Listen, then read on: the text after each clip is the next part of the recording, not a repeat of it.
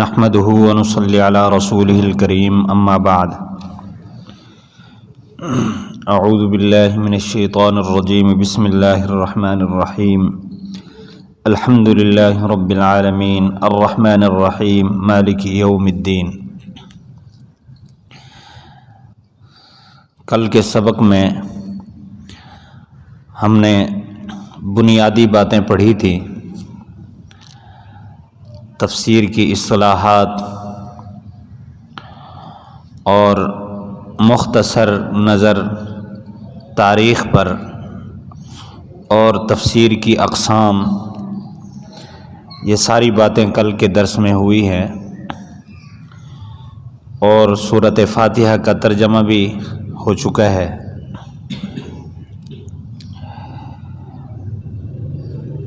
ہمارے ان اکابرین کا جن سے ہم نے تفسیر پڑھی ہے، طرز اس طرح گزرا کہ ہر سورت کے شروع میں سورت کا موضوع، پوری سورت کا خلاصہ اور ایک سورت کا پچھلی سورت کے ساتھ ربط، یہ ساری باتیں وہ بیان کرتے اور لکھواتے تھے۔ آیات کے درمیان ربط۔ تو آج ہم سورۃ فاتحہ کے آیات کے موضوعات، اسی طرح سورۃ فاتحہ کا خلاصہ، موضوع اور آیات کے درمیان جو عنوانات ہیں وہ عرض کرتے ہیں۔ سب سے پہلے لکھیں گے موضوع، یہ لکھنے کی باتیں ہیں۔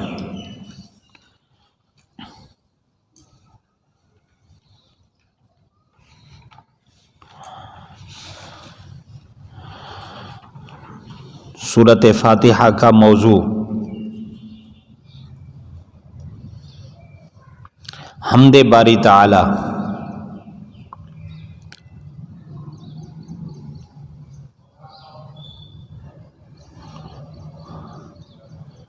یہ موضوع نمبر 1۔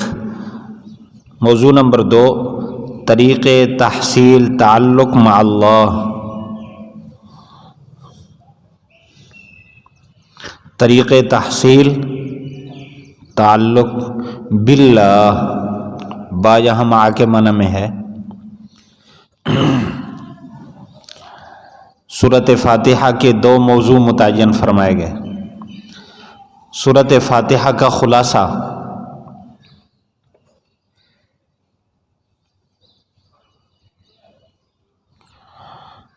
دو طریقوں پر یہ خلاصہ بیان کیا گیا۔ طریق اول،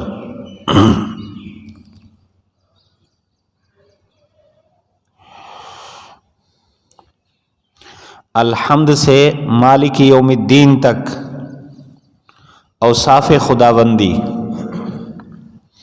الحمد سے مالک یوم الدین تک اوصاف خداوندی بہت قیمتی چیزیں ہیں، ان کو پکی پنسل کے ساتھ لکھیں گے۔ تعلیم المتعلم میں لکھا ہے کہ تعلیم کے دورانیے میں صاف اور واضح لکھیں، ورنہ بعد میں پچھتاوا ہوتا ہے۔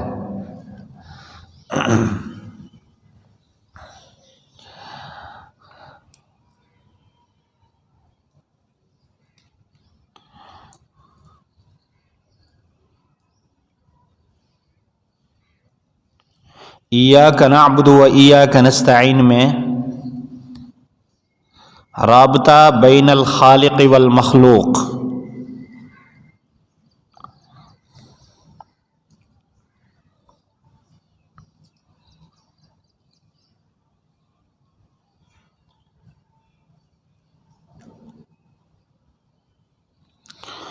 اہدنا الصراط المستقیم سے آخر تک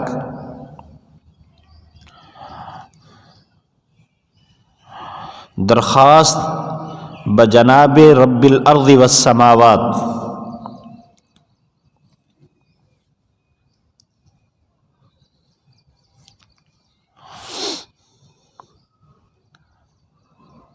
کل کے درس میں ہم نے یہ بات پڑھی کہ اس صورت کے کئی نام ہیں، ان میں سے ایک تعلیم المسئلہ، مانگنے کا طریقہ۔ تو یہ جو خلاصہ بیان کیا گیا طریق اول، یہ تعلیم المسئلہ کا خلاصہ ہے کہ اوصاف خداوندی بیان کیے گئے، پھر خالق اور مخلوق کے درمیان ربط، پھر اس کے بعد درخواست کی گئی۔ طریق ثانی، خلاصہ کا دوسرا انداز،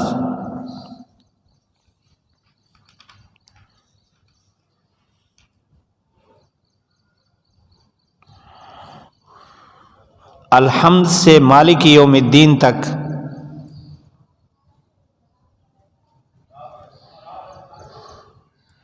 اصلاح العلم والعمل،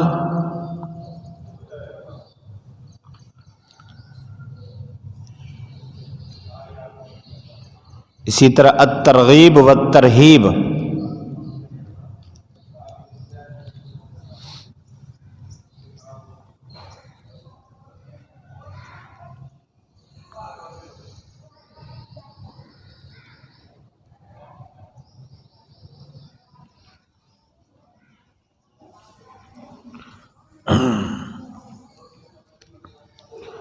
یہ جو پہلے لکھا نا الحمد سے مالک یوم الدین تک، اس میں صرف اصلاح العلم ہے،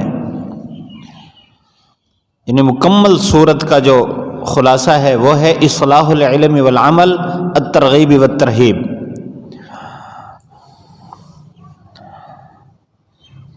الحمد سے مالک یوم الدین تک اصلاح العلم، اور ایاک نعبد میں اصلاح العمل۔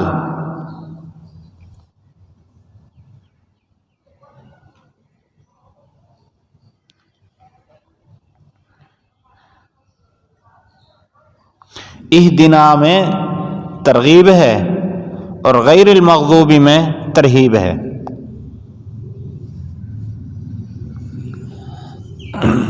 اس کو تھوڑا سا سمجھیں گے۔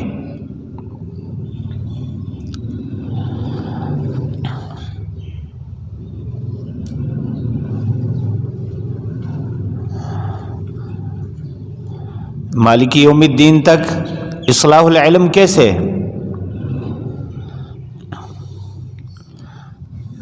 ربوبیت کا علم، اور اللہ تعالیٰ کی صفت رحمت کا علم، اور اللہ تعالیٰ کی صفت مالکیت کا علم۔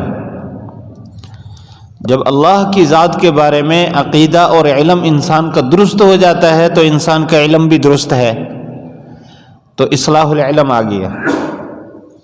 اور ایاک نعبد و ایاک نستعین میں اصلاح العمل، عملی زندگی کیسی ہو؟ اللہ تعالیٰ کی عبودیت میں انسان کی زندگی گزرے اور اللہ ہی سے مدد طلب کرتا رہے، انسان کے عمل کی اصلاح ہے۔ اور اہدنا میں ترغیب ہے کہ ہر وقت اسی سے رابطہ رکھے اور نیک لوگوں کا راستہ اختیار کرے، تو اس کی برکت سے اللہ کی طرف سے انعامات آئیں گے۔ اور غیر المغضوب علیہم ولا الضالین میں ترہیب ہے کہ اگر یہودیوں کا راستہ اور ان کا طرز زندگی اختیار کرو گے اور نصارہ کا، عیسائیوں کا طرز زندگی اختیار کرو گے تو گمراہ ہو جاؤ گے، اللہ کا غضب تم پر اترے گا۔ اس طرح یہ ترہیب ہو گئی۔ اور ایک تیسرا انداز بھی ہے خلاصے کا،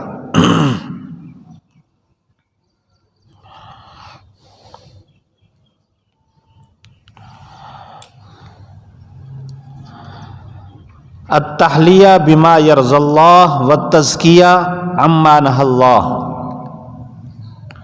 التحلیہ بما یرضی اللہ والتزکیہ عما نہی اللہ،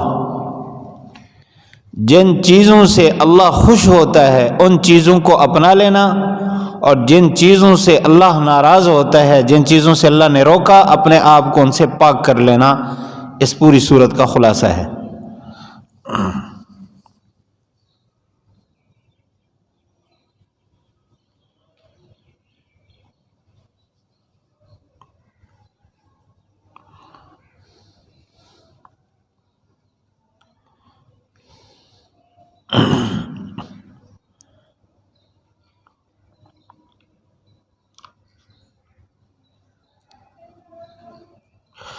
موضوع اس صورت کا موضوع الحمد سے مالک یوم الدین تک حمد باری تعالی.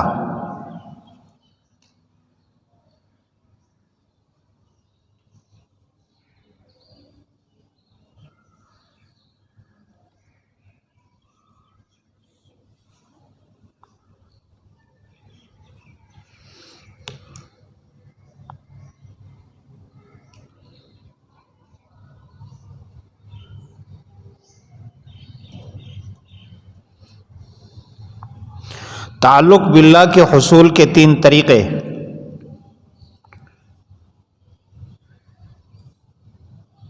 نمبر 1 الشغل بالعبادات جو ایاک نعبد سے ہے.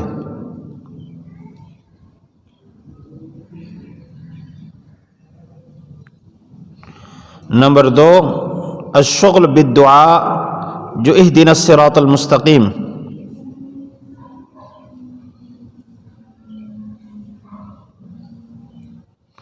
نمبر 3 اعراض عن طریق الغیر جو غیر المغضوب علیہم سے ہے.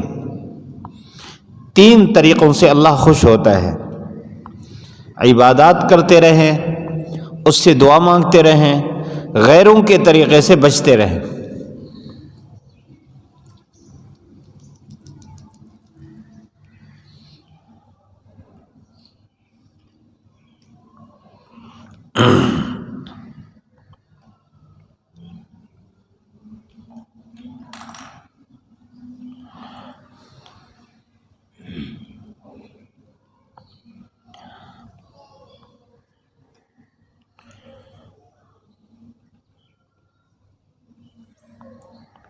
تشریح طریق ثالث، یہ جو تیسرا طریقہ بتایا تھا خلاصے کا، اس کی تشریح الحمد سے لے کر انعمت علیہم تک التحلیہ بما یرضی اللہ.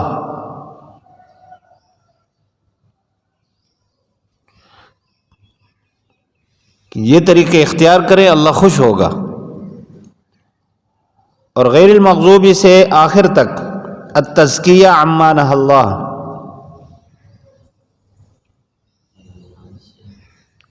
غیر المغضوب سے آخر تک التزکیہ عما نہی اللہ.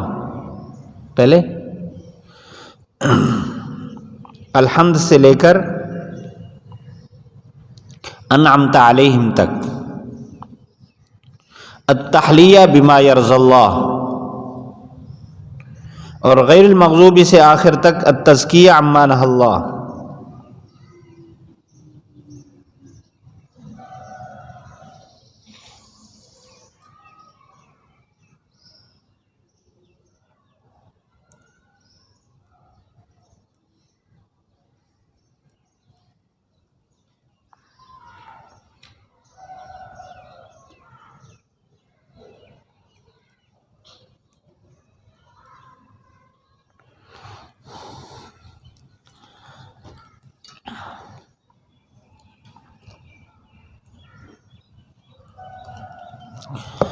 الحمد للہ رب العالمین، اس میں جو الف لام ہے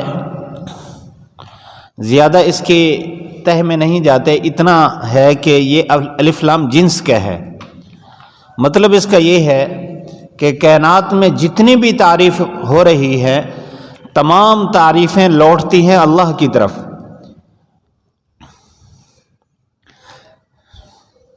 مطلب یہ ہے کہ اگر کوئی آدمی کسی انسان کی کاریگری کی صنعت کی تعریف کرتا ہے یہ بھی حقیقت میں اللہ کی تعریف ہے، اس لیے کہ اللہ تعالیٰ نے اس کو صلاحیتیں عطا فرمائی. للہ میں لام تخصیص کا ہے. اس کا مطلب ہے کہ جتنی تعریفات دنیا میں ہو رہی ہیں سب اللہ کے ساتھ خاص ہیں. رب العالمین.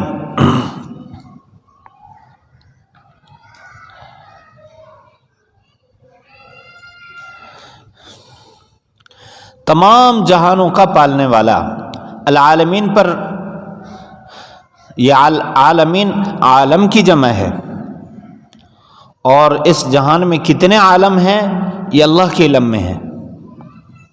انسانوں کا عالم ہے، جنوں کا عالم ہے، مخلوقات کی تعداد اللہ ہی جانتا ہے، ان کی اقسام بھی اللہ ہی جانتا ہے۔ تو ساری کائنات کی ساری مخلوق کو پالنے والا وہ ہے۔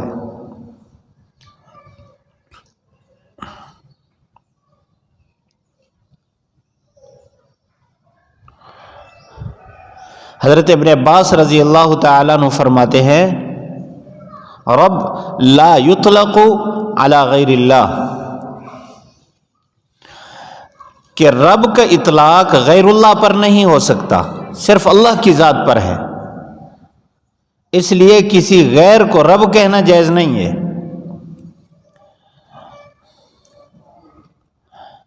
اس میں اشکال ہوتا ہے، اچھا رب کسے کہتے ہیں؟ رب کہتے ہیں اس کو جو ابتدا سے تدریجاً انتہا تک پہنچائے اور اس کی ساری ضروریات کا انتظام بھی کرے۔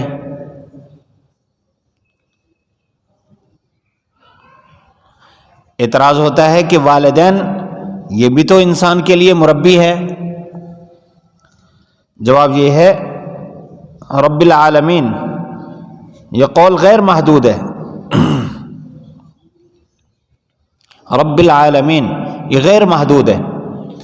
والدین کی جو تربیت ہے یہ محدود ہے، اور استاد کی تربیت بھی محدود ہے، چند چیزوں میں تربیت فرماتے ہیں نا۔ اب والدین کیا کرتے ہیں؟ انتہائی محدود تربیت ہے ان کی، غلط بات کو صحیح بات کی طرف لے آئیں گے، یا ابتداً ان کے لیے غذا کا ان کی حیثیت کے مطابق انتظام کریں گے، پھر یہ غذا اندر جاتی ہے۔ وعلیکم السلام۔ اب جب غذا اندر جاتی ہے اس کے بعد والدین کا تو وہاں تک پہنچ مشکل ہے۔ یہ غذا اندر جاتی ہے معدے میں، پھر اس کے بعد خون الگ بنتا ہے، جو دوسرا میٹیریل ہوتا ہے وہ الگ ہو جاتا ہے، پھر ہر ایک عضو کو طاقت پہنچانا اس کی ضرورت کے مطابق یہ اللہ ہی کر رہا ہے۔ تو مخلوق کی تربیت وہ محدود ہے، اور اللہ تعالیٰ کی جو تربیت ہے غیر محدود ہے۔ اس خون کو اللہ تعالیٰ آنکھ تک پہنچاتا ہے جتنا آنکھ کی ضرورت ہے۔ بندے کو تو پتہ ہی نہیں ہے، نہ ابا اماں کو پتہ ہے اور نہ خود انسان کو پتہ ہے کہ میری آنکھ کو کتنے خون کی ضرورت ہے اور کیسے خون کی ضرورت ہے۔ جب سے یہ تحقیقات شروع ہوئی انسانی جسم کی تو تحقیقات بڑھتی جا رہی ہیں۔ ڈاکٹر اس تحقیقات کے بارے میں کوئی دعویٰ نہیں کر سکتے کہ ہم انسانی جسم میں مکمل تحقیقات کر چکے ہیں۔ ہر زمانے میں ہر سال نئی تحقیق آ جاتی ہے جو پہلے نہیں ہوتی، اور اللہ تعالیٰ پہلے سے ساری چیزوں کا انتظام کیے ہوئے ہیں، تو اس لیے اس کی جو ربوبیت ہے وہ غیر محدود ہے۔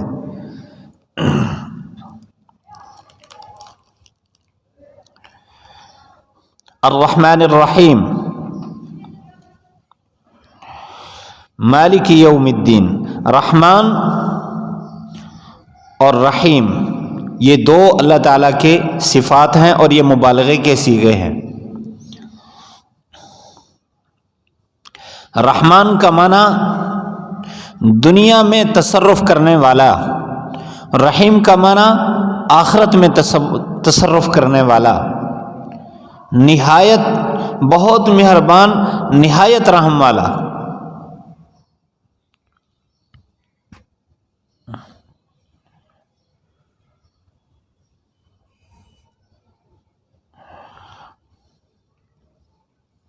مالک یوم الدین، قیامت کے دن کا مالک۔ دین کہتے ہیں قیامت کو کیونکہ دین کا معنی ہے جزا، تو جزا کا دن آخرت کا دن ہے۔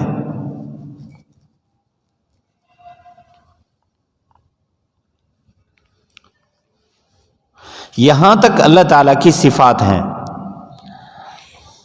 اب اس کے عنوانات بھی لکھ لیں۔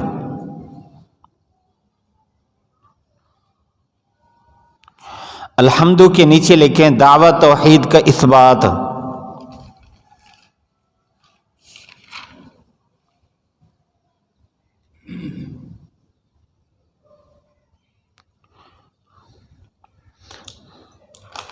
للہ رب العالمین، خالقیت و ربوبیت باری تعالی.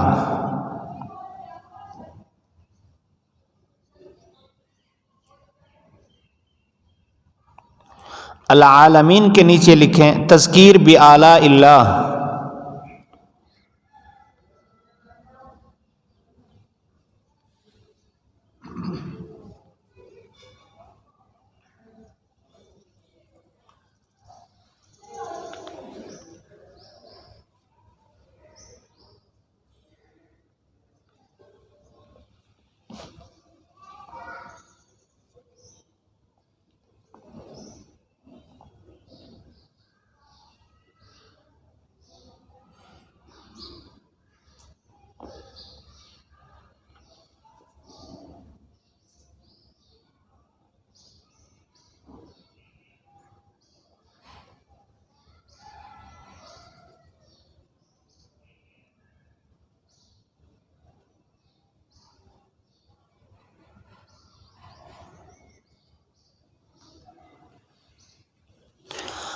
الرحمن کے نیچے لکھیں جسمانی تربیت کنندہ.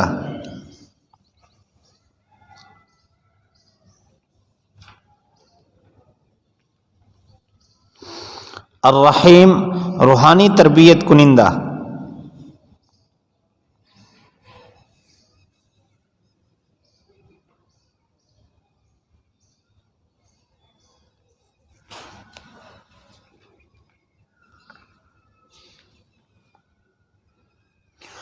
مالک یوم الدین تذکیر بما بعد الموت.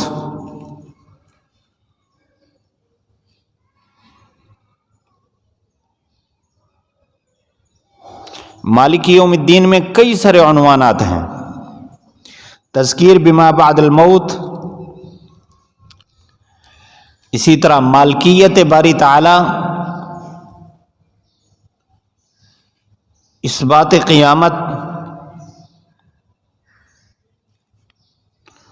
نفی شفاعت قہری، یہ ساری چیزیں مالک یوم الدین سے ثابت ہو رہی ہیں. یہ جو عنوانات لکھے جا رہے ہیں نا، یہ عظیم علم ہے، عظیم علم ہے. یعنی آپ اس بات کو اس آیت میں تلاش کریں گے تو یہ علم آپ کو اس آیت سے ملے گا. مالک یوم الدین میں تذکیر بما بعد الموت بھی ہے، اور اس میں اثبات قیامت بھی ہے، اس میں مالکیت باری تعالیٰ کا تذکرہ بھی ہے، اور اس میں نفی شفاعت قہری. نفی شفاعت قہری کا مطلب ہے مشرکین کا نظریہ یہ تھا کہ ہمارے بت قیامت کے دن اللہ تعالیٰ سے زبردستی ہمیں چھڑوا لیں گے اور ہمیں جنت میں بھیج دیں گے. یہاں نفی ہے، مالک یوم الدین قیامت کے دن کا وہ مالک ہے. اس دن وہ فرمائے گا لمن الملک اليوم، اور جواب کوئی نہیں آئے گا، خود ہی فرمائے گا للہ الواحد القہار. آج ایک غالب کنٹرول کرنے والے کی بادشاہت ہے، کسی کی ہمت نہیں ہوگی کہ وہ چوں چراں کر سکے. یہاں تک اوصاف باری تعالیٰ تھے. آگے ایاک نعبد و ایاک نستعین میں خالق اور مخلوق کے درمیان تعلق ہے، پہلے ہم پڑھ چکے.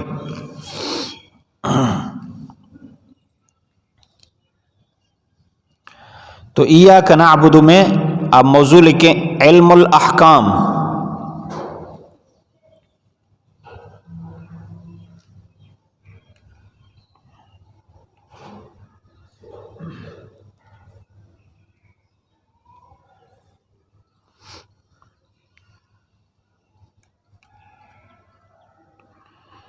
اسی طرح علم السلوک ایاک نعبد میں، اور وَإِيَّاكَ نَسْتَعِينُ حصر الاستعانت فی ذات اللہ، حصر الاستعانت فی ذات اللہ. ایاک نعبد میں ایا کا ضمیر منفصل لے آئے اور فعل پر اس کو مقدم فرمایا، حصر الاستعانت فی ذات اللہ اس کا موضوع ہے۔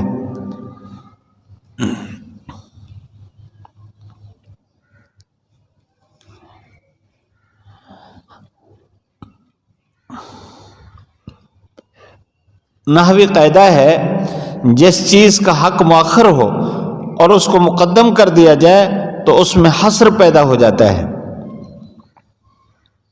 تو یہاں یہ دعویٰ کیا گیا ہے کہ عبادت کے لائق صرف اللہ کی ذات ہے، اس لیے ہم صرف تیری ہی عبادت کرتے ہیں۔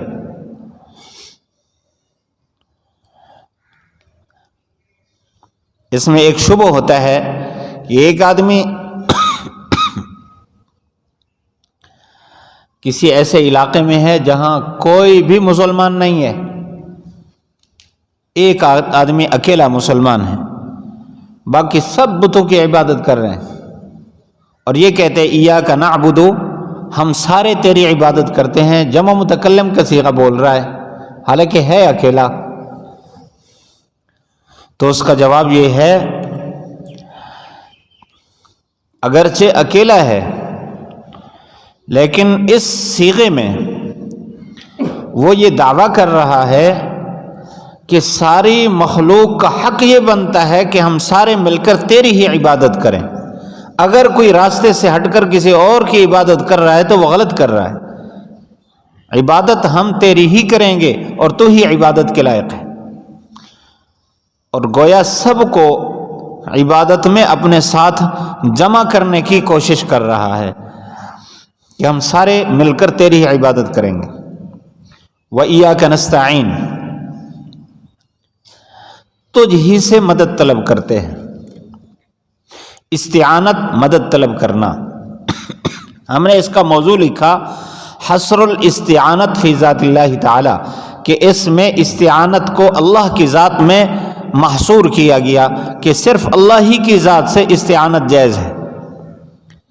توجہ کریں گے، استعانت کی دو قسمیں ہیں، استعانت ما فوق الاسباب، ما تحت الاسباب۔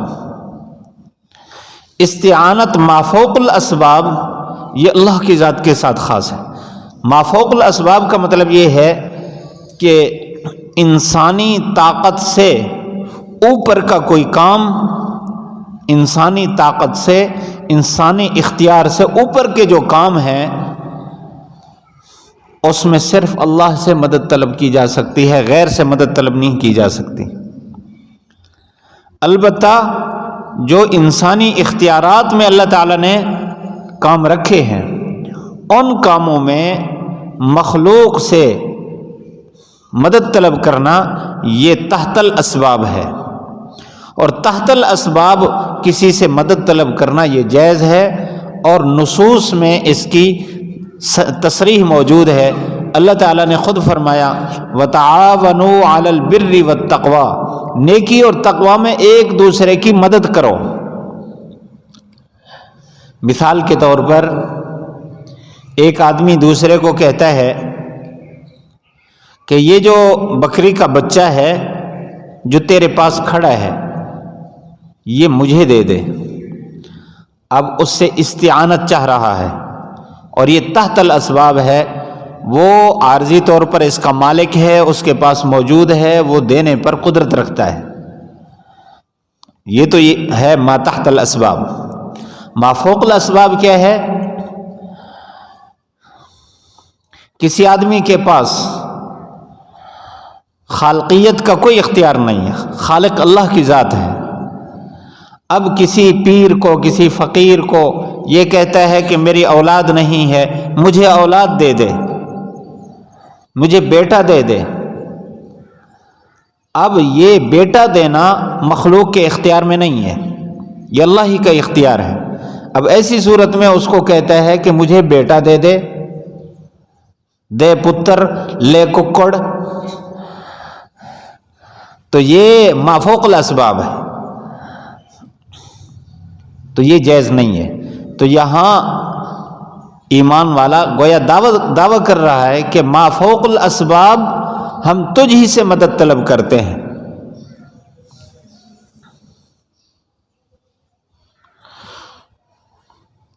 اہدنا الصراط المستقیم، خالق اور مخلوق کے درمیان تعلق کے بعد اب سوال کیا جا رہا ہے اہدنا الصراط المستقیم، صداقت قرآن، اس کا عنوان لکھیں، صداقت قرآن۔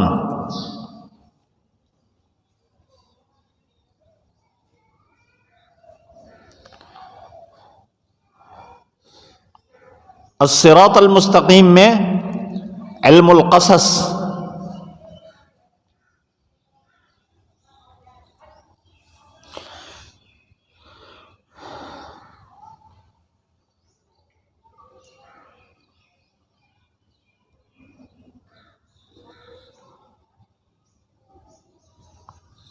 صداقت قرآن کیسے موضوع اس کا بنتا ہے؟ جب کہا گیا اہدنا الصراط المستقیم، یا اللہ ہمیں سیدھا راستہ دکھا، تو اللہ تعالیٰ نے پورا آگے قرآن مجید ہمیں بتا دیا ذالک الکتاب لا ریب فیہ ھدی للمتقین، تم صراط مستقیم چاہتے ہو، متقین کے لیے ہدایت، یہ سارا قرآن ہے۔ تو گویا اللہ تعالیٰ نے اس دعا کے جواب میں ہمیں قرآن دیا ہے، تو یہ صداقت قرآن پر دلالت کرتا ہے۔ اور قصص سیدھے لوگوں کا راستہ، سیدھا راستہ، سیدھا راستہ کون سا ہے؟ جس راستے پر آدم علیہ السلام سے لے کر آپ صلی اللہ علیہ وسلم تک تمام انبیاء چلے اور ان کے متبعین چلے ہیں۔ تو گویا اس میں پچھلے تمام انبیاء کا قصص ان کے واقعات، ان کے طریقے سموئے ہوئے ہیں، تو علم القصص بھی ہو گیا۔ صراط الذین انعمت علیہم، اس بات رسالت کہ ان لوگوں کا راستہ جن پر تو نے انعام کیا ہے۔ وہ کون لوگ ہیں؟ القرآن یفسر بعضهم بعضا، قرآن کا بعض کی تفسیر کرتا ہے۔ سب سے پہلا مفسر خود اللہ کی ذات ہے، اللہ تعالیٰ نے خود اس کی تفسیر دوسری جگہ فرمائی، وَمَن يُطِعِ اللَّهَ وَرَسُولَهُ فَأُولَئِكَ الَّذِينَ أَنْعَمَ اللَّهُ عَلَيْهِمْ مِنَ النَّبِيِّينَ وَالصِّدِّيقِينَ وَالشُّهَدَاءِ وَالصَّالِحِينَ، کہ جن پر اللہ تعالیٰ نے انعام کیا، آگے خود اس کی وضاحت اللہ نے خود فرمائی، وہ انبیاء ہیں، صدیقین ہیں، شہداء ہیں، صالحین ہیں۔ تو ان لوگوں کا راستہ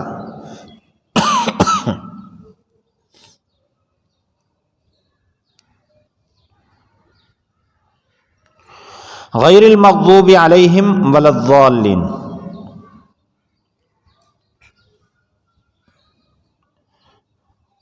ان لوگوں کے راستے پر نہ چلانا جن پر غضب ہوا، اور نہ ان لوگوں کے راستے پر چلانا جو گمراہ ہوئے۔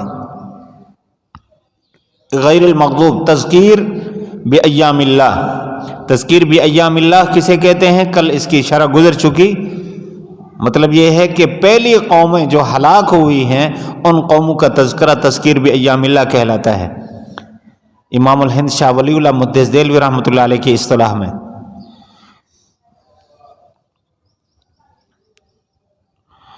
غیر المغضوب، مغضوب علیہم کا مصداق یہود ہیں اور ضالین کا مصداق نصارہ ہیں۔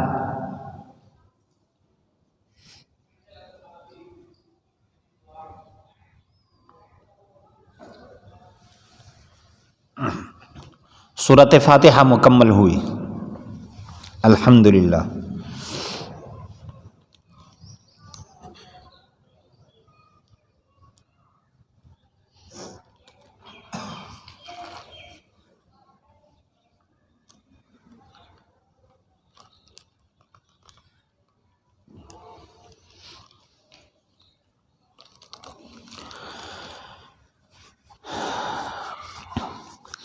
اگلے رکوع کا پہلے ترجمہ دیکھ لیں۔ بسم اللہ الرحمن الرحیم، پڑھیے۔ بسم اللہ الرحمن الرحیم، الف لام ذلك الكتاب لا ريب فيه هدى للمتقين الذين يؤمنون بالغيب ويقيمون الصلاة ومما رزقناهم ينفقون والذين يؤمنون بما أنزل إليك وما أنزل من قبلك وبالآخرة هم يوقنون أولئك على هدى من ربهم وأولئك هم المفلحون إن الذين كفروا سواء عليهم أأنذرتهم أم لم تنذرهم لا يؤمنون ختم الله على قلوبهم وعلى سمعهم وعلى أبصارهم غشاوة ولهم عذاب عظيم.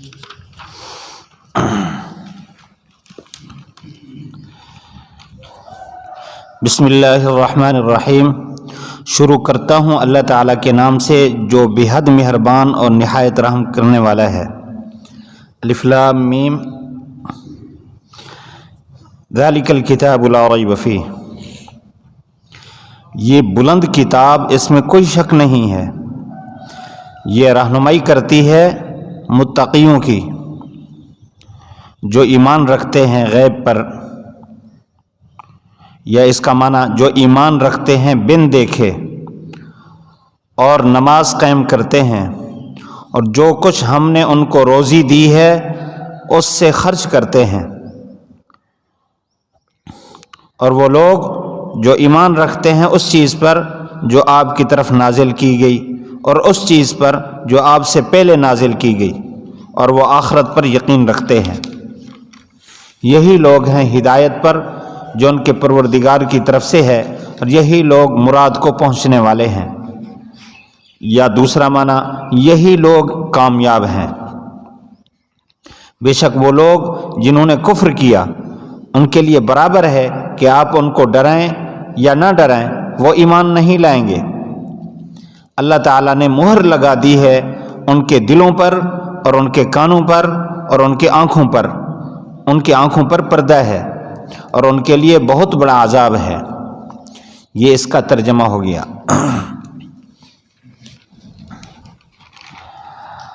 سب سے پہلے ماقبل سے اس کا ربط، پھر انشاءاللہ اس کی تفسیر بھی بیان کریں گے.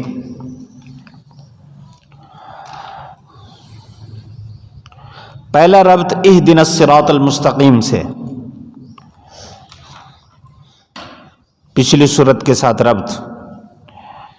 اہدنا الصراط المستقیم میں اللہ تعالیٰ سے سیدھا راستہ مانگا گیا. اللہ تعالیٰ نے فرما دیا کہ یہ ہے سیدھا راستہ، ہدی للمتقین، متقین کے لیے ہدایت کا راستہ یہ قرآن ہے.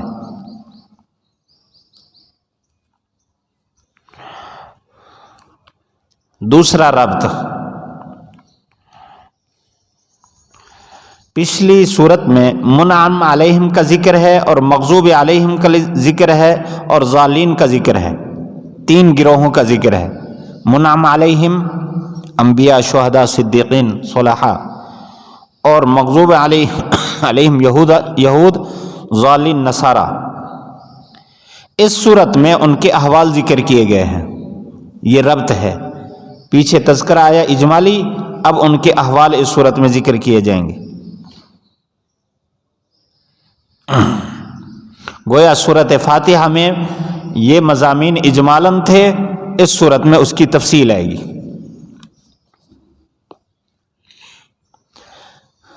فضیلت تلک الصورت، یہ عنوان اس صورت کی فضیلت. حدیث شریف میں ہے لکل شیء صنام وصنام القرآن البقرہ.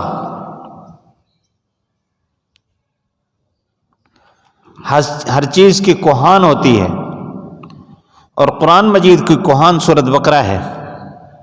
کوہان اونٹنی کے اوپر والا حصہ جو بالکل واضح اور اونچا ہوتا ہے.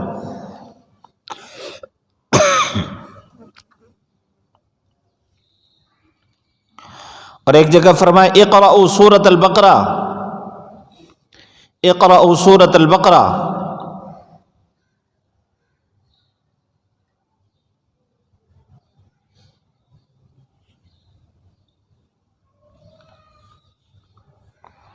فإن أخذها بركة وتركها حسرة، فإن أخذها بركة وتركها حسرة۔ اور ایک روایت میں ہے جس گھر میں سورۃ بقرہ پڑھی جائے وہاں شیطان داخل نہیں ہوتا، اس لیے جس گھر میں شیاطین ہوں تو اس گھر میں سورۃ بقرہ کا ورد کیا جائے، روزانہ سورۃ بقرہ کی تلاوت کی جائے، ختم ہو جاتی ہیں ساری مصیبتیں۔ موضوع تلک السورت، اس سورت کا موضوع اصلاح یہود ومن دان دینہم، ومن دان دینہم،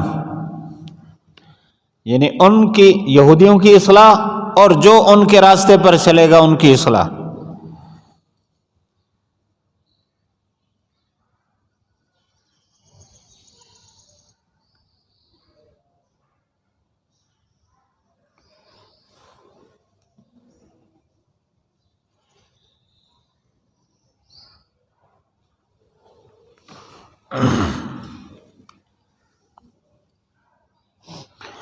دوسرا موضوع اس کا ضروریات دین۔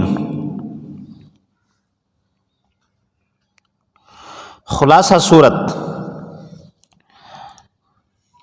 قلم کو ذرا تیز چلائیں گے۔ صداقت قرآن،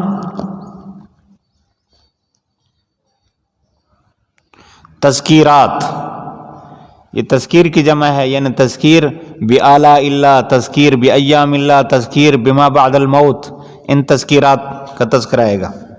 نمبر 3 معاملات، یعنی تہذیب اخلاق، تہذیب اخلاق، تدبیر منزل، سیاست مدنی،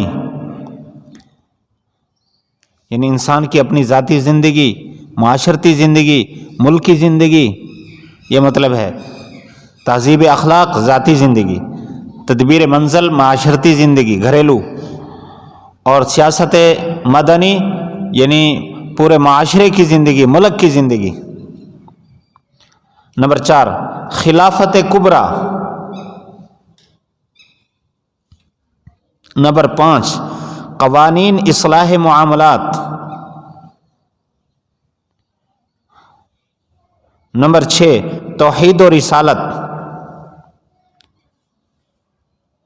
نمبر 7 مستفیدین وغیرہ کا تذکرہ۔ نمبر 8 ضرورت وحی۔ نمبر 9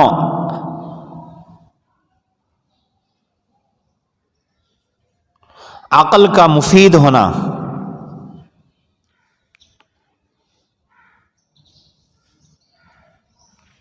نمبر 10 بنی اسرائیل کے آباء اور موجودہ بنی اسرائیل کی خباثات۔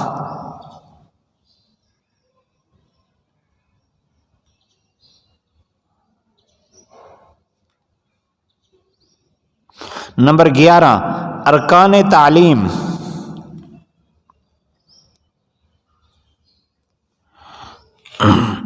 یعنی مدرسہ، مدرس اور نصاب تعلیم اور متعلمین کے اوصاف۔ ارکان تعلیم کا یہ مطلب ہے مدرسہ، مدرس اور نصاب تعلیم اور متعلمین کے اوصاف۔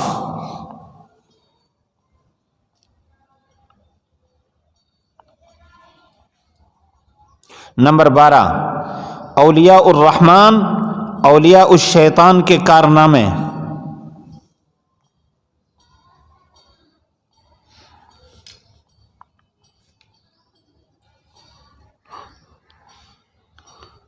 نمبر 13 قوانین تعلق باللہ۔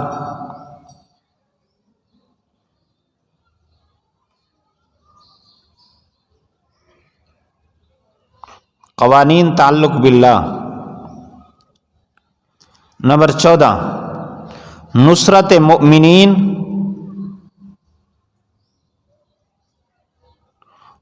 اور اوصاف استحیاء۔ نصرت مؤمنین اور اوصاف استحیاء۔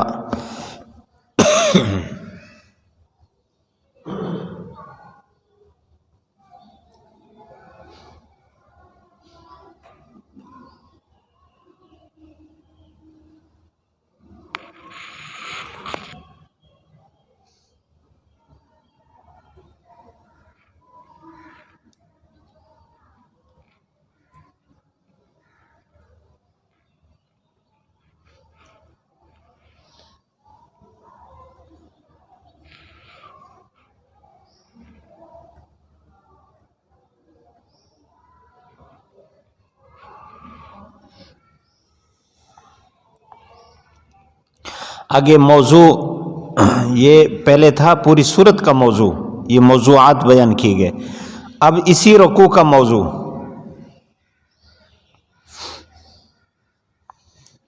صداقت قرآن اور احوال منعم علیہم اور مغضوب علیہم۔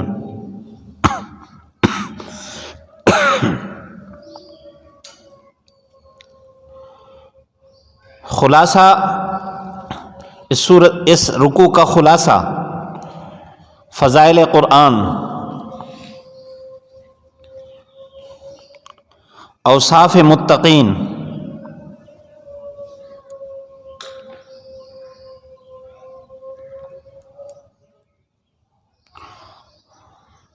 اوصاف و عقائد متقین اہل کتاب،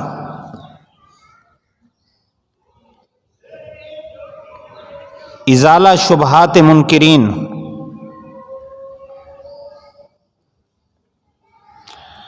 انشاءاللہ آپ کو ایک ایک لفظ کام آئے گا، بڑے علوم چھپے ہوئے ہیں ان الفاظ میں۔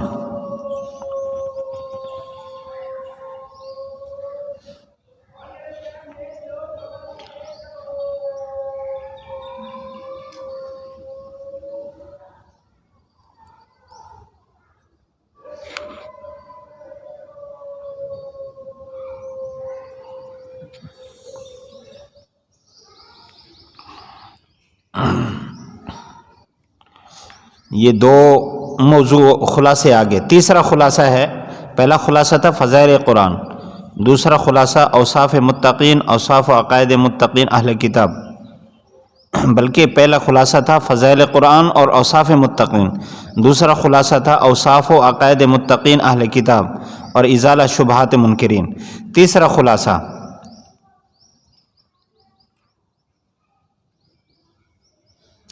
جماعت فیض یافتہ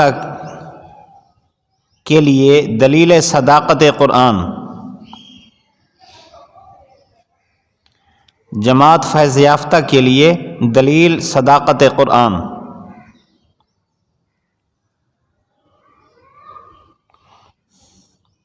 نمبر 4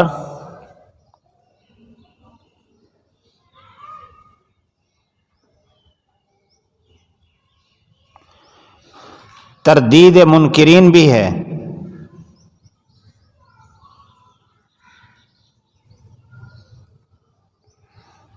کیونکہ ان کے آباء و اجداد کا یہ حال تھا، وہ کہتے تھے لن نؤمن لک حتی نر اللہ جہرۃ، ہم ایمان نہیں لائیں گے جب تک اپنے آنکھوں سے اللہ تعالیٰ کو نہیں دیکھیں گے۔ تھوڑی سی تجلی پڑی، پھر پڑے تھے وہاں۔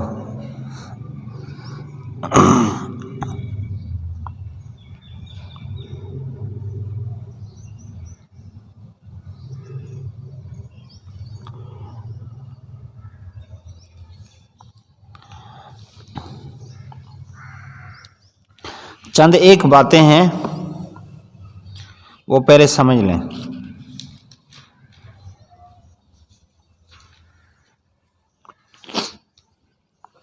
یہ سورت شروع ہو رہی ہے الف لام میم سے۔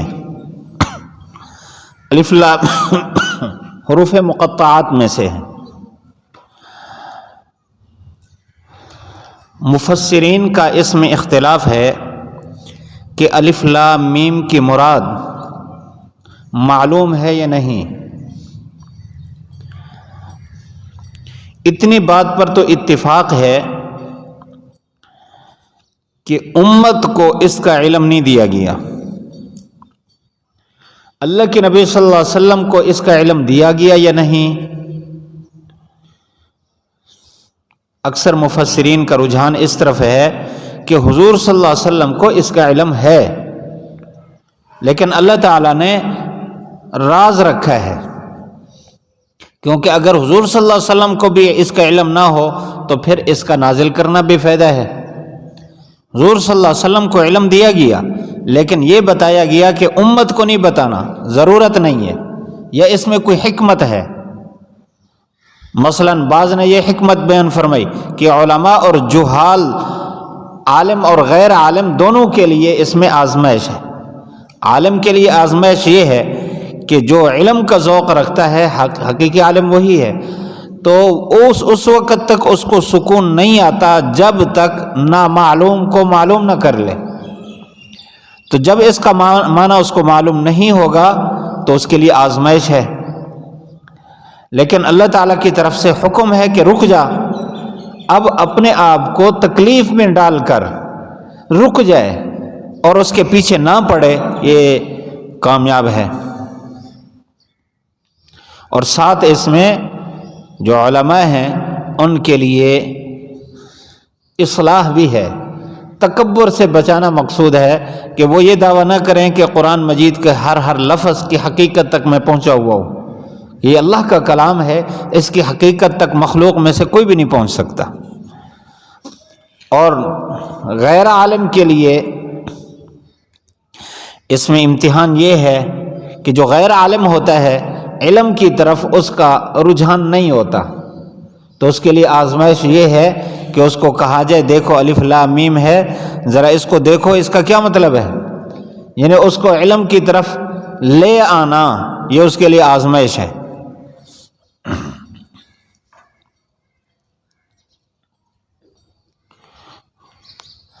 قرآن مجید میں جو آیات نازل ہوئی ہیں وہ تین قسم کی ہیں۔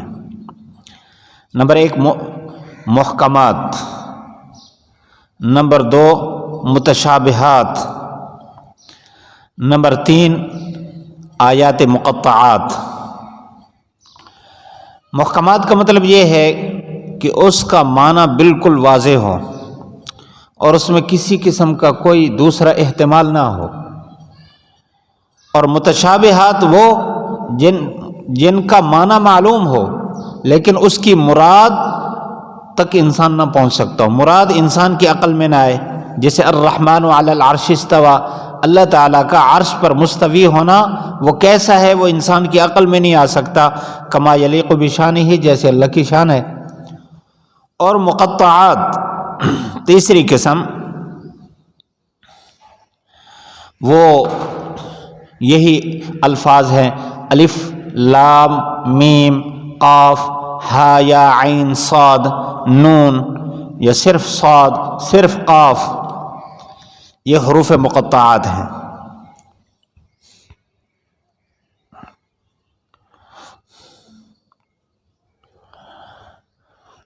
شیخ الہند حضرت شاہ ولی اللہ سراج الہند حضرت شاہ ولی اللہ محدث دہلوی رحمۃ اللہ علیہ فرماتے ہیں حروف مقطعات کے بارے میں کہ صحابہ کرام میں سے کوئی ایسا صحابی نہیں جو حروف مقطعات میں سے کسی حرف کے پیچھے اتنا پڑا ہو کہ اس کی حقیقت کے پیچھے لگ کر اس کی جستجو اور کھود کرید کر کے اس کی حقیقت جاننے کی کوشش کرے، بس انہوں نے یہی کہا کہ اللہ ہی اس کی مراد بہتر جانتا ہے۔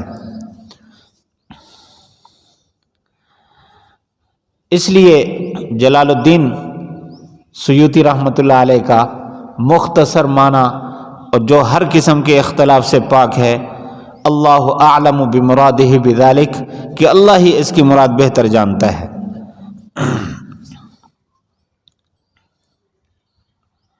باقی اس کی حقیقت تک پہنچنے کی مفسرین نے کوشش کی ہے، آپ تفاسیر پڑھیں گے تو اس میں کئی احتمال لکھے ہوں گے، مثلا الف سے مراد اللہ تعالیٰ کی ذات ہے، لام سے مراد جبرائیل علیہ السلام ہے، میم سے مراد محمد صلی اللہ علیہ وسلم ہے، تو گویا اس میں اشارہ ہے قرآن کے نزول کی طرف کہ قرآن اللہ کی طرف سے آیا، جبرائیل علیہ السلام لے کر آئے، حضور صلی اللہ علیہ وسلم پر اترا۔ اس طرح کے معنی مفسرین نے بہت بیان فرمائے ہیں، لیکن یہ بیان کرنے کے بعد وہ بھی کہتے ہیں کہ اس کی حقیقی مراد اللہ ہی جانتا ہے، یہ ایک احتمال ہے بس۔ ذالک الکتاب لا ریب فیہ، ذالک اسم اشارہ بعید کے لیے آتا ہے، قرآن مجید تو بالکل قریب ہے، تو یہ اشارہ ہے اس بات کی طرف کہ اگرچہ محسوسات کے اعتبار سے قریب ہے لیکن اپنے مرتبے کے اعتبار سے اتنا بلند ہے کہ انسان کی سوچ بھی وہاں تک نہیں پہنچ سکتی، اس وجہ سے فرمائے ذالک الکتاب، عظیم الشان کتاب ہے، بہت بلند کتاب ہے، لا ریب فیہ، جس میں کوئی شک نہیں ہے۔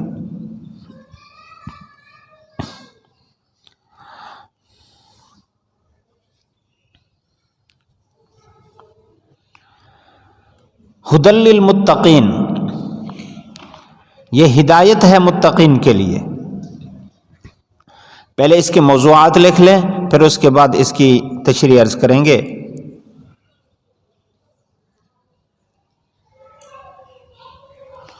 الف لام میم میں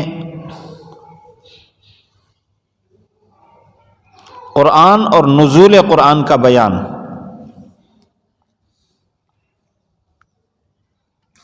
یہ الف لام میم میں، الف لام میم میں ہے۔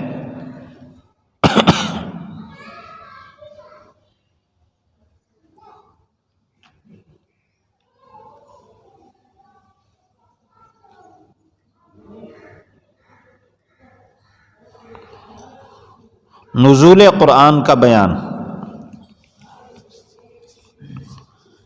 نزول قرآن کا بیان وہ اشارہ ہے اس بات کی طرف کہ اللہ تعالیٰ کی طرف سے آیا، جبرائیل علیہ السلام لے کر آئے، محمد صلی اللہ علیہ وسلم پر اترا۔ ذالک الکتاب، رفعت شان کلام الہی،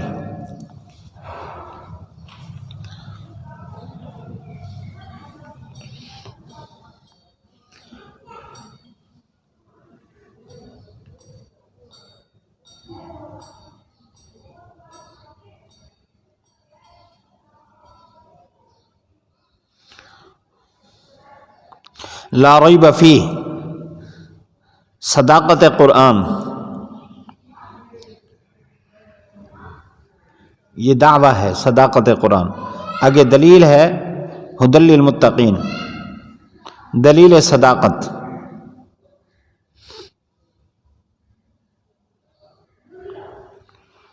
اور ھدی للمتقین فضائل قرآن بھی۔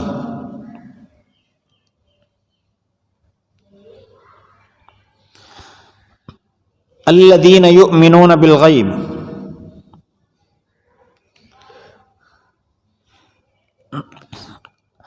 عقائد متقین منعم علیہم،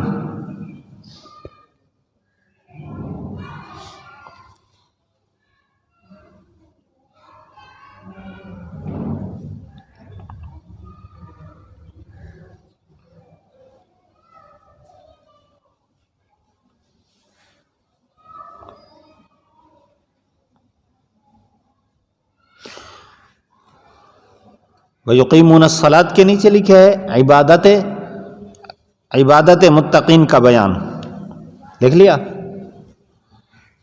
وَمِمَّا رَزَقْنَاهُمْ يُنْفِقُونَ، اخلاق متقین من المال والعلم،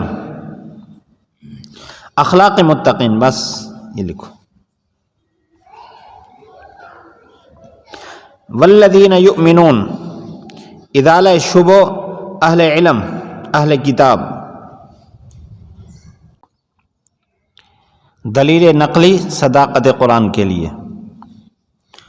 وبالآخرۃ ہم یوقنون، مشترکہ اوصاف۔ اولئک علی ھدی من ربہم، نتائج متقین اور مستفیدین نتائج متقین و مستفیدین علی ھدی من ربہم کے نیچے لکھیں گے نتیجہ دنیاوی ثبات علی الہدایت، نتیجہ دنیاوی ثبات علی الہدایت، اور وَأُولَئِكَ هُمُ الْمُفْلِحُونَ نتیجہ اخروی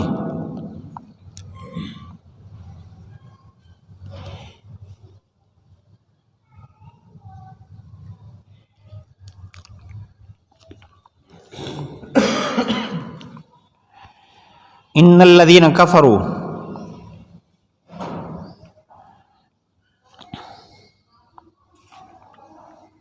خباثات محرومین عن القرآن،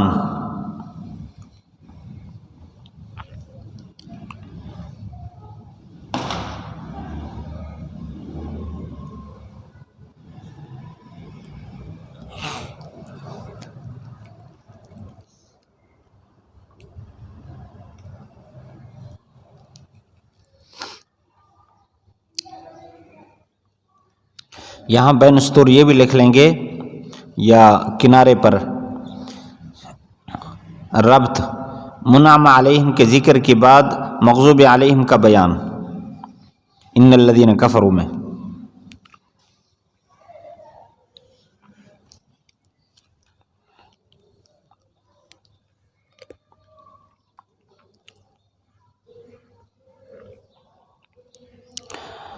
ختم اللہ علی قلوبہم عذاب خاص،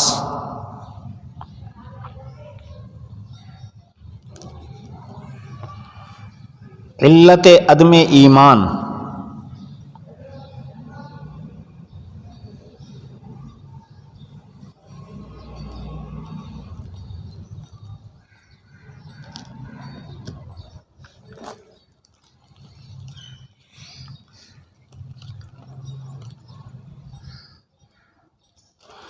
عدم استعداد کی وجہ سے مہر حماریت لگا دی گئی۔ ختم اللہ علی قلوبہم وعلی سمعہم وعلی ابصارہم، عدم استعداد کی وجہ سے مہر حماریت لگا دی گئی۔ حمار جانتے ہو؟ نہ کسی کی سنتا ہے نہ کہیں دیکھتا ہے،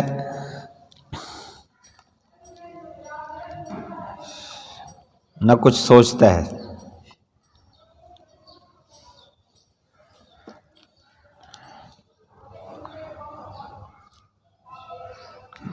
وَلَهُمْ عَذَابٌ عَظِيمٌ نتیجہ اخروی محرومین عن القرآن،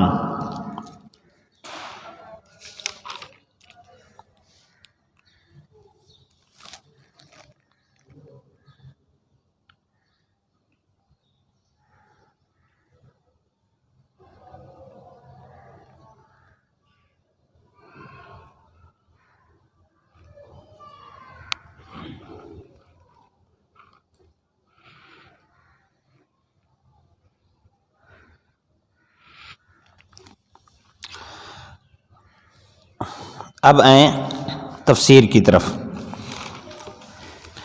ذالک الکتاب، ذالک مبتدا ہے، الکتاب اس کی خبر ہے۔ مبتدا خبر دونوں کو معرفہ لایا گیا ہے۔ جب مبتدا خبر دونوں معرفہ ہوں تو اس سے بھی حصر پیدا ہوتی ہے۔ تو گویا یہ کہا گیا کہ کائنات میں ایک ہی کتاب ہے جس میں کوئی شک نہیں ہے۔ گویا کہ کتاب کہنے کے لائق ہی یہی ہے۔ لا ریب فیہ میں لا نفی جنس کیا ہے؟ ریب شک کے بالکل وہم کو کہتے ہیں، شک کا جو وہم آخری اس کو ریب کہتے ہیں، یعنی اس میں شک کا شبہ بھی نہیں ہے۔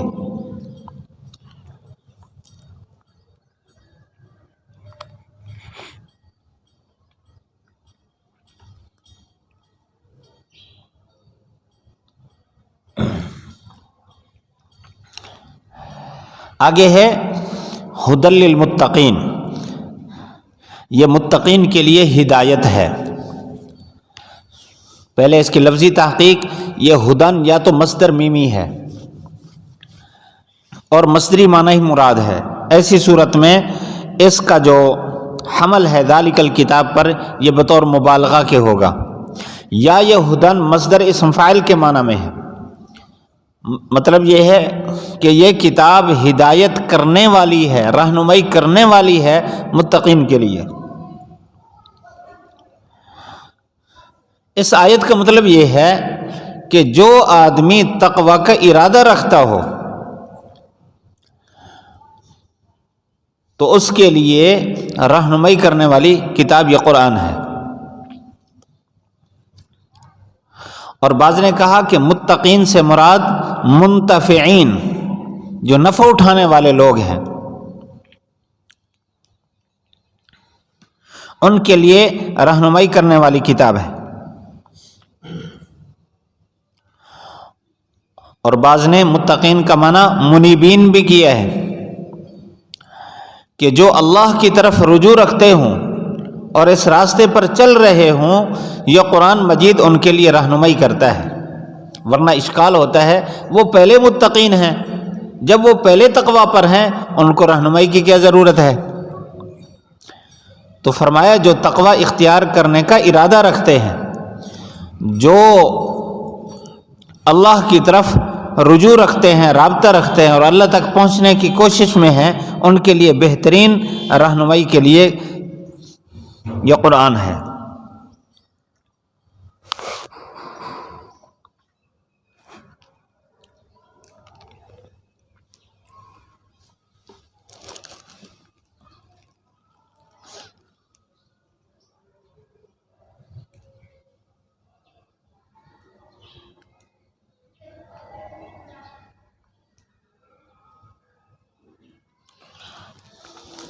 متقین کا معنی منیبین کیوں کیا ہے؟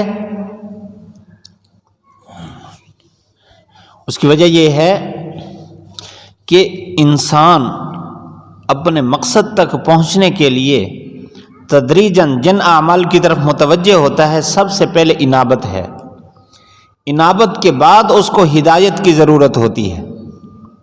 وَيَهْدِي إِلَيْهِ مَن يُنِيبُ، جو اس کی طرف انابت اختیار کرے گا اللہ اس کی رہنمائی کرتا ہے۔ وَيَهْدِي إِلَيْهِ مَنْ أَنَابَ، دوسری جگہ ہے کہ جو اس کی طرف رجوع رکھتا ہے اللہ اس کی رہنمائی کرتا ہے۔ تو اس لیے انابت اختیار کرنے والے کو ہدایت کی ضرورت ہے، اور قرآن مجید یہ ہدایت ہے منیبین کے لیے۔ الذین یؤمنون، یہاں ان متقین اور منیبین کے آگے اوصاف بیان کیے گئے۔ یہ کون ہیں؟ الذین یؤمنون بالغیب، جو بن دیکھے ایمان رکھتے ہیں۔ ایمان اندر کی کیفیت اور اعتقاد کا نام ہے۔ اللہ کے نبی صلی اللہ علیہ وسلم نے بتا دیا آخرت ہے تو یقین رکھ لیا آخرت ہے، فرشتے ہیں نہیں دیکھے بن دیکھے یقین رکھ لیا، اللہ کی ذات ہے بن دیکھے یقین کر لیا، عبادات پر اجر ملے گا بغیر اس اجر کے دیکھے یقین کر لیا۔ یہ ہے الذین یؤمنون بالغیب ویقیمون الصلاۃ۔ دوسری صفت ان کی یہ ہے کہ پھر وہ نماز پڑھتے ہیں۔ ومما رزقناہم ینفقون، جو کچھ ہم نے رزق دیا اس سے خرچ کرتے ہیں۔ یہاں ایمان کے بعد صرف دو اعمال کا تذکرہ ہے، نماز اور زکوٰۃ، لیکن یہ دو کا تذکرہ تمام عبادات پر حاوی ہے، اس لیے کہ جتنے بھی عبادات ہیں وہ تین قسم پر ہیں۔ کچھ عبادات صرف بدنی ہیں، کچھ عبادات صرف مالی ہیں، اور کچھ عبادات بدنی اور مالی دونوں کا مجموعہ ہے۔ بدنی عبادات جیسے نماز، اور مالی عبادات صرف مالی عبادات جیسے زکوٰۃ۔ بدنی اور مالی دونوں کا مجموعہ روزہ اور حج۔ روزہ کیسے دونوں عبادات ہیں؟ بدنی عبادت تو اس لیے کہ کھانے پینے اور خواہشات سے رکنا یہ بدن کا عمل ہے، اور مالی عبادت سحری اور افطاری، اور حج اس میں مال شرط ہے، خرچہ ہو اور ساتھ سفر بھی ہوتا ہے۔ تو بہرحال عبادات 3 قسم پر ہیں، یہاں 2 قسموں کا تذکرہ کر کے مراد تینوں قسمیں لی ہیں کہ بدنی عبادت بھی کرتے ہیں، مالی عبادت بھی کرتے ہیں۔ یقیمون الصلاۃ، یہ دوسری صفت بیان کی ہے۔ الذین یؤمنون کے اوپر لکھ لیں صفت اول یا صفت اولا، یقیمون الصلاۃ صفت ثانی، ومما رزقناہم صفت ثالث، یہ 3 صفات ہیں۔ یقیمون الصلاۃ فرمایا نماز قائم کرتے ہیں۔ اقامت صلاۃ کا کیا مطلب ہے؟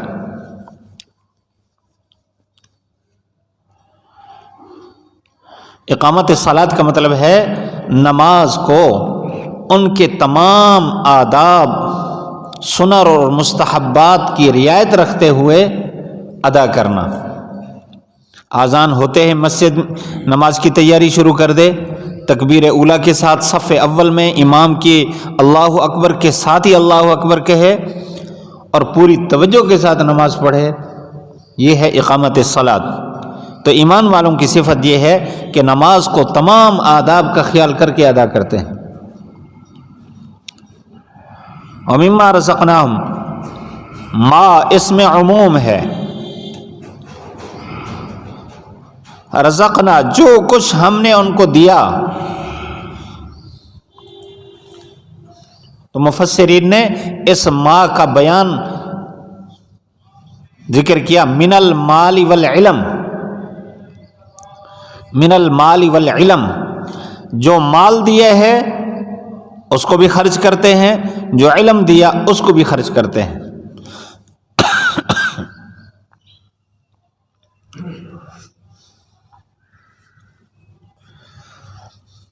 مال کا خرچ کرنا یہ تو صاحب مال کے لیے خاص ہے، اور علم کا خرچ کرنا عالم کی شان یہ ہے کہ اس کے پاس علم بھی ہے، اس کے پاس مال بھی ہے۔ غیر عالم تو صرف مال خرچ کر سکتا ہے، اور جو عالم ہے وہ مال بھی خرچ کر سکتا ہے، علم بھی خرچ کر سکتا ہے۔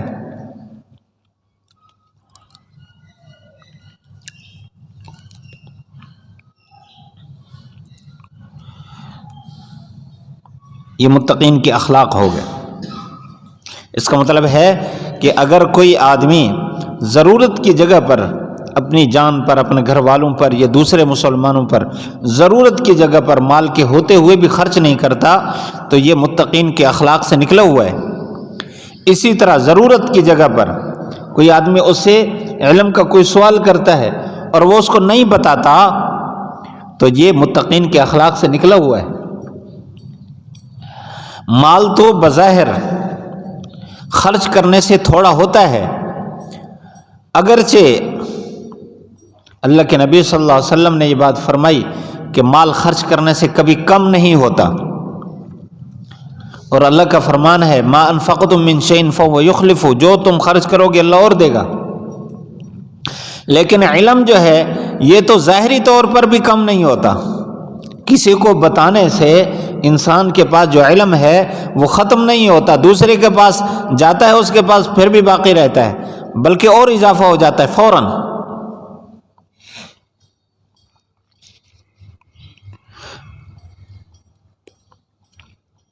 آگے والذین یؤمنون بما انزل الیک،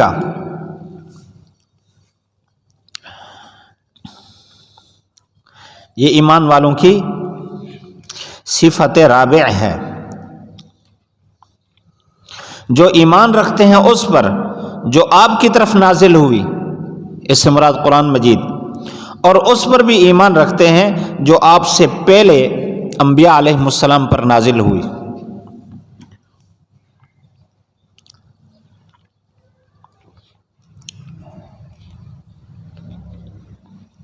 اچھا ایک بات وَمِمَّا رَزَقْنَاهُمْ يُنْفِقُونَ میں من تبعیضیہ ہے، اللہ تعالیٰ نے ایمان والوں کی صفات بیان کی، جو کچھ ہم نے دیا ان میں سے بعض خرچ کرتے ہیں۔ اللہ تعالیٰ نے زکوٰۃ کا 40واں حصہ ذمہ لگایا ہے، سارا مال نہیں، سارا مال خرچ کر دینا یہ جائز بھی نہیں ہے۔ یہ تو ایمان کا اعلیٰ درجہ ہو اور صداقت کبریٰ پر فیض ہو، کوئی صدیق اکبر ہو تو وہ خرچ کر سکتا ہے سارا مال، ورنہ ہر آدمی کو سارا مال خرچ کر دینے کی اجازت نہیں ہے۔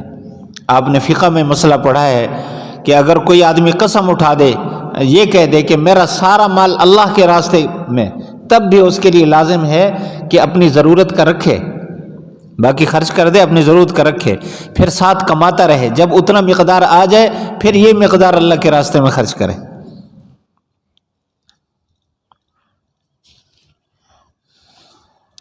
تو والذین یؤمنون بما انزل الیک، یہ ایمان بالقرآن آ گیا کہ جو کچھ آپ کی طرف نازل ہوا اس پر ایمان رکھتے ہیں۔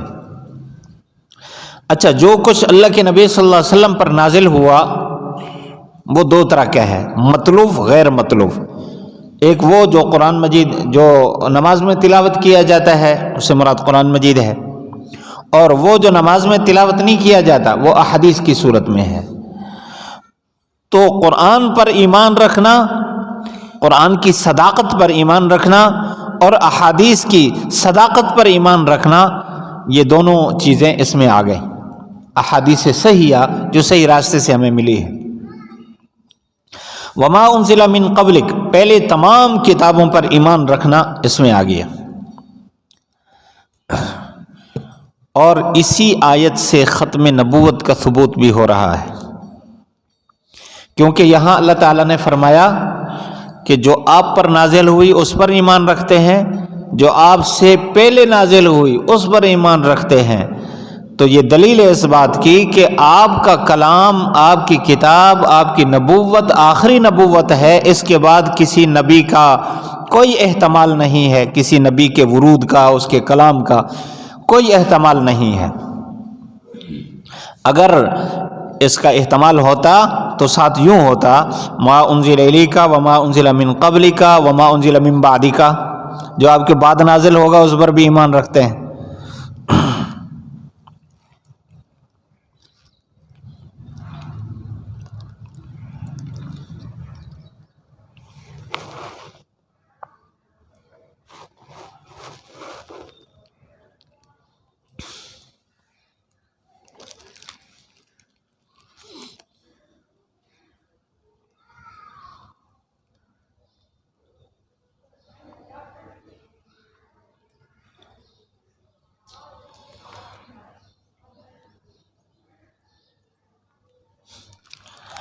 جس کی عقل پر پردہ ہو نا، اس کو سیدھی بات بھی سمجھ نہیں آتی۔ جب علماء نے یہ فرمایا کہ یہ مرزا قادیانی پر جو وحی اتر رہی ہے یہ سراسر جھوٹ ہے، قرآن مجید کے تصریحات کے خلاف ہے، نصوص کے خلاف ہے، اللہ تعالیٰ نے فرمایا ایمان والے وہ ہیں جو آپ پر نازل کی ہوئی وحی پر ایمان رکھتے ہیں اور پچھلی کتابوں پر ایمان رکھتے ہیں، بعدی کا کوئی تذکرہ نہیں ہے، لہذا مرزا قادیانی کی نبوت جھوٹی ہے، جو کچھ اس پر اتر رہا ہے اس کی کوئی صداقت نہیں ہے۔ تو مرزے کا بیٹا ہے بشیر، وہ کہنے لگا آگے وبالآخرہ نہیں آ رہا، وما انزل من قبلک آگے کیا ہے وبالآخرہ، تو اس سے مراد یہ ہے کہ جو آخر میں اترے گا اس پر بھی ایمان رکھتے ہیں۔ حالانکہ مفسرین کا اتفاق ہے وبالآخرہ سے پہلے اس کا موصوف محذوف ہے، اس سے مراد وبالدار الآخرہ، قیامت کا دن مراد ہے کہ آخرت پر ایمان رکھتے ہیں۔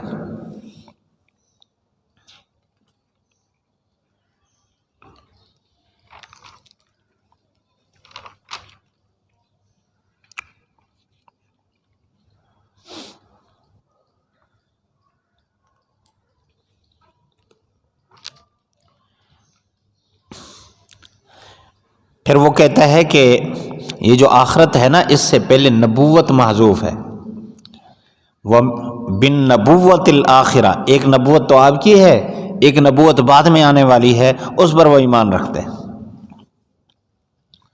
حالانکہ القرآن یفسر بعضهم بعضا، قرآن کا بعض کی تفسیر کرتا ہے۔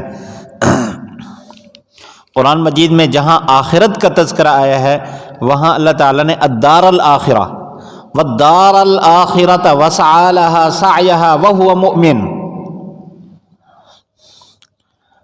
آخرت سے مراد دار آخرت ہے، نبوت آخرت نہیں ہے، تعویل لا حاصل ہے۔ آگے فرمایا اولئک علی ھدی من ربہم، یہی لوگ ہیں جو اپنے رب کی طرف سے ہدایت پر ہیں، وَأُولَئِكَ هُمُ الْمُفْلِحُونَ، یہی لوگ کامیاب ہیں، یعنی دنیا میں جو ان صفات کے ساتھ متصف ہیں یہ صحیح راستے پر ہیں، اور جب دنیا سے جائیں گے تو کامیاب لوگ یہی ہیں۔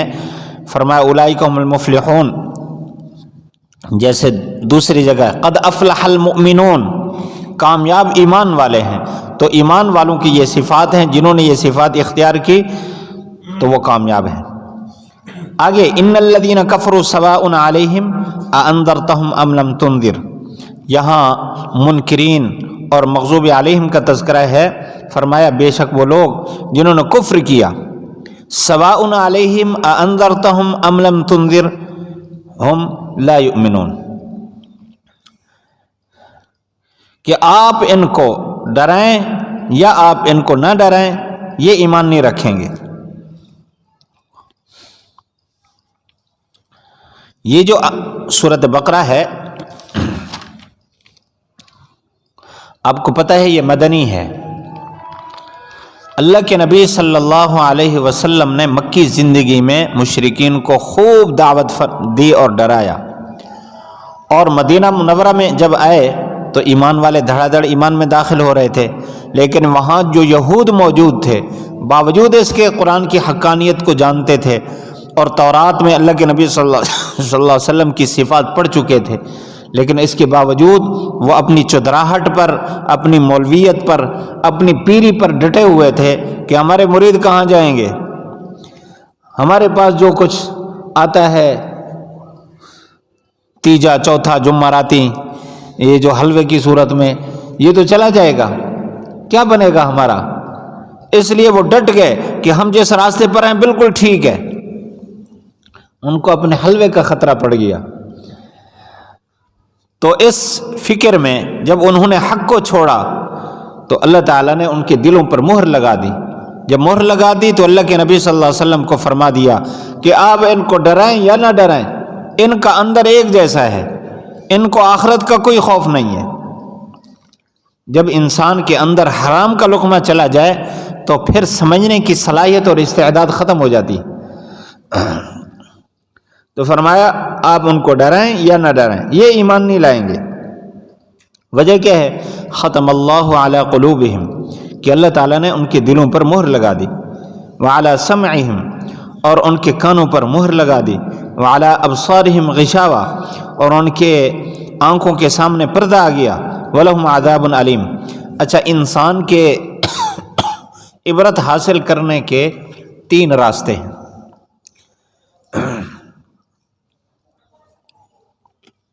کبھی انسان غور فکر کے ساتھ عبرت حاصل کرتا ہے، کوئی واقعہ اس نے سنا، کوئی واقعہ اس نے دیکھا، کہیں پڑھا، تو اپنے دل دماغ سے اس میں غور فکر کر کے نصیحت حاصل کرتا ہے۔ دوسرا یہ کہ کسی نے کوئی عبرتناک واقعہ سنایا یا فضائل اور مناقب سنائے، اس سے دل متاثر ہو جاتا ہے، یا ایک آدمی اپنے آنکھوں کے سامنے واقعات دیکھتا ہے تو اس سے عبرت حاصل کرتا ہے۔ اللہ تعالیٰ نے سب سے پہلے ان کے دل پر مہر لگائی، جب دل پر مہر لگائی تو پھر کان اور آنکھیں یہ تو خود بخود بے فائدہ ہو گئیں، لیکن اللہ تعالیٰ نے الگ ان کے لیے فرمایا ان کے کانوں پر بھی مہر ہے اور ان کے آنکھوں کے سامنے پردہ ہے، نظر کچھ نہیں آ رہا، اس لیے وہ ایمان نہیں لائیں گے۔ اچھا، اس کا عنوان کیا بتایا تھا؟ مہر حماریت۔ یہ جو حمار ہوتا ہے جانتے ہیں؟